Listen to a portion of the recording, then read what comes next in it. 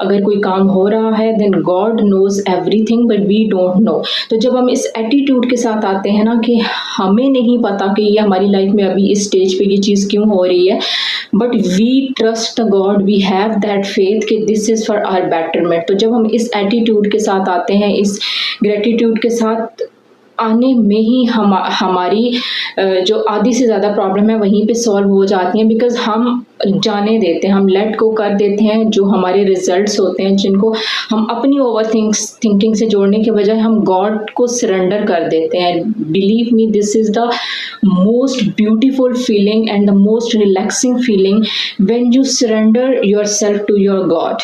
आप कहते हो कि हाँ, मुझे पता है जो मेरी लाइफ में हो रहा है, मुझे नहीं समझ आ रहा है, but I know God is doing this to protect me, God is doing this for my betterment, and everything in the end will be good because this is for good. Even if it is bad, it is for good.